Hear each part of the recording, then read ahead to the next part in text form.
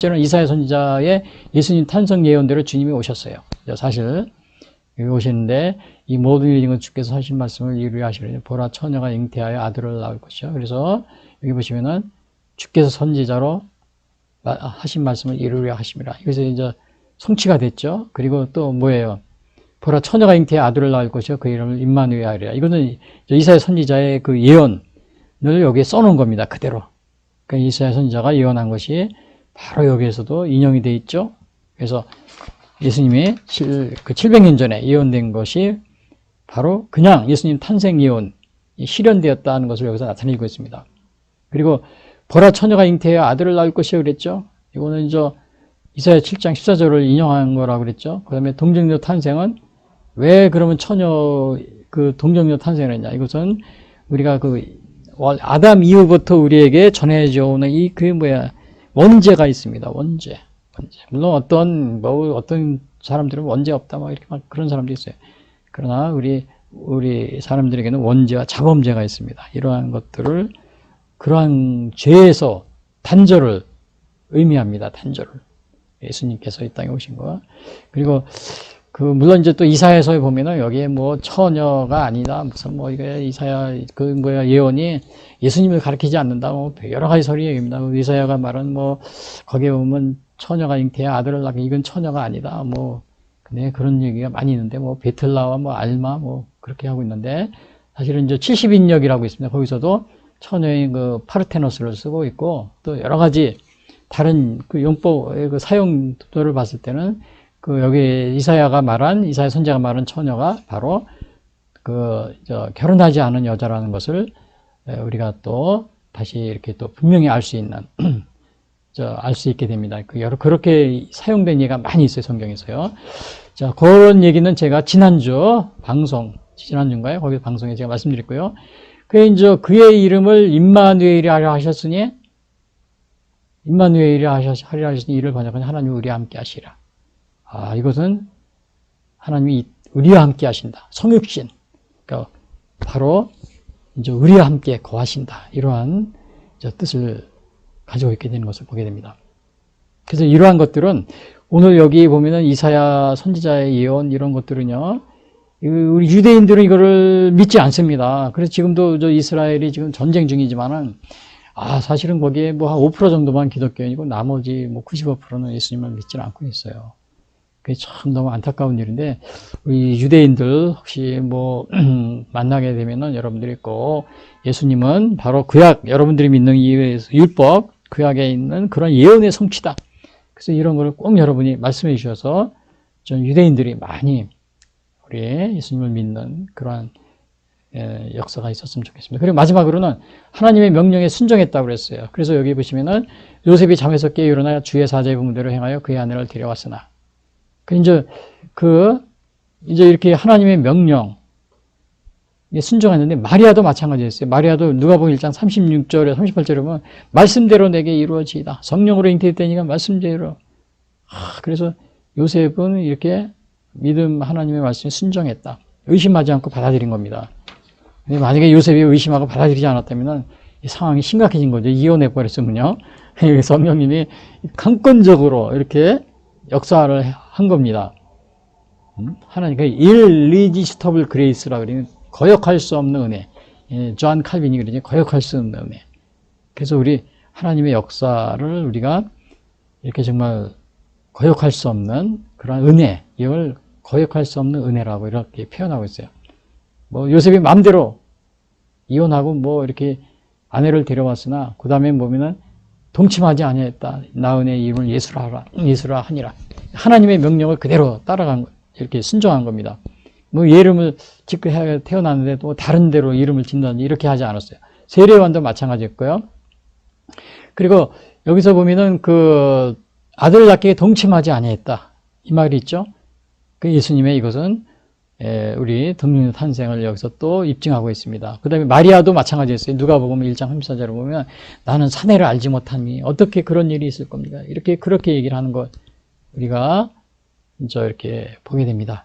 그래서 예수님의 동정녀 탄생에 이렇게 분명하다는 이 사실을 여기서 다시 확증하고 있어요. 그리고 여기 이제 예수라 한다는 것은 아빠 그 이름 뜻은 제가 백성 죄에서 구원한다 이러한 뜻이라는 걸 제가 말씀드렸고요. 그러니까 그 오늘 여기 보면은 그 요셉은 하나님의 말씀에 즉각적으로 이렇게 순종했는데 여러분 여러분들 하나님의 말씀에 순종하고 있습니까? 하나님의 말씀에? 정말 이거 우리가 예수 신앙생활 하면서 하나님의 말씀을 잘 따르지 않는 경우가 많이 있습니다. 여러분, 하나님의 말씀대로 꼭 성경에 쓰여 있는 대로 또 여러분들이 그걸 지키려고 하고 또 그 말씀에 순종하려고 이렇게 생활하는 것이 중요할 줄 압니다. 그 다음에 이제 예수님은 실제적으로 아버지 요셉의 혈통을 받지 못했는데 어떻게 다윗의 후손이 될 수 있는가?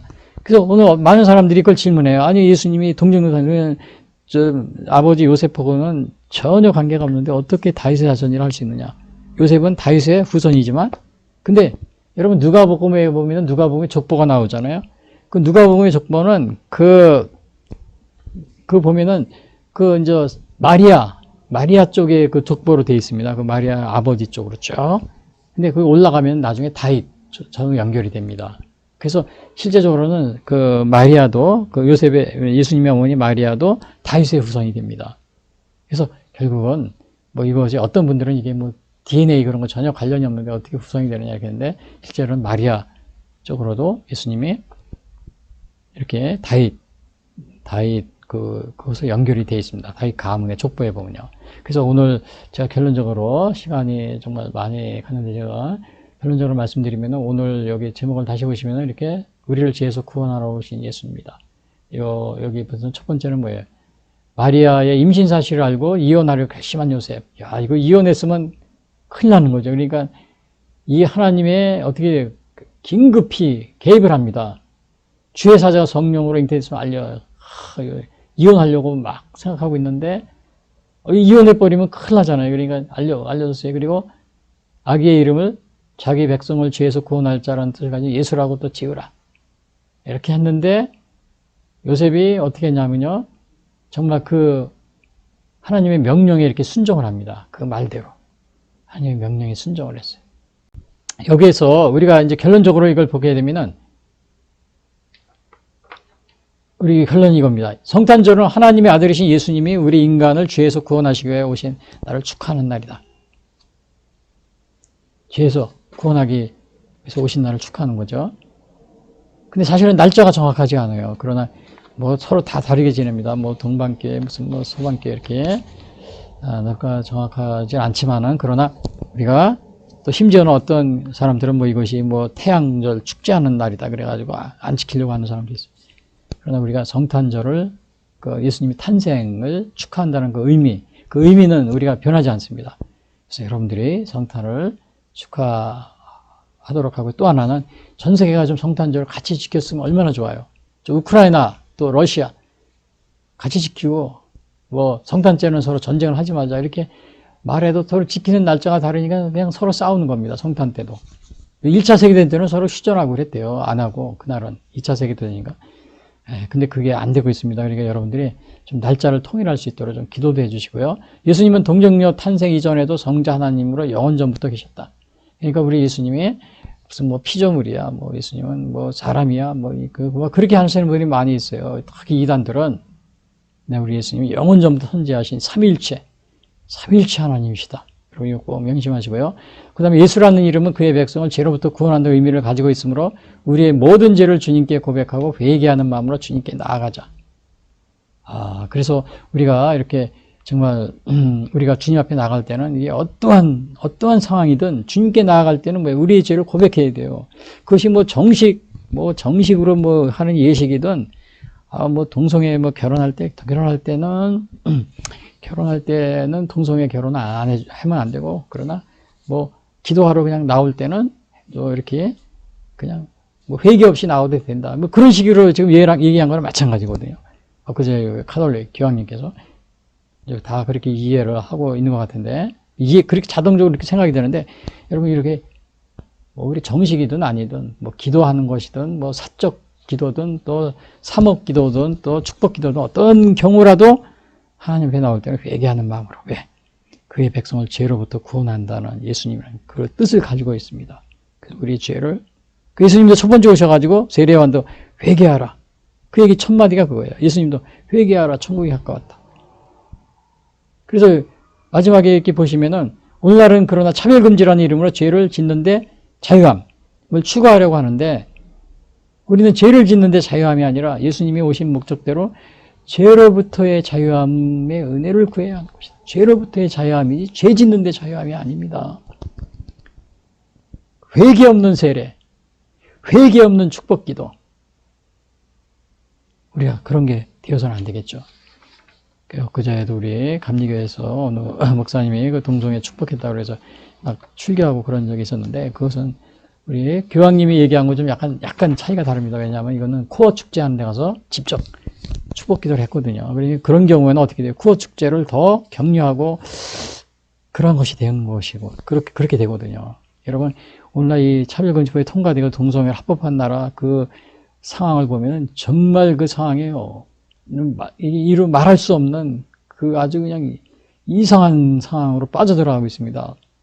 그래서 여러분들이 이런 그 죄는 그 악은 모양이라도 버리라고 그랬잖아요. 모양이라도 버리라고 그랬으니까 여러분들이 이런 죄로부터 자유함. 그것이 바로 예수님의 이름, 그 뜻 안에서 오늘 나타나 있습니다. 여러분 성탄절에 이걸 꼭 명심하시기 바랍니다.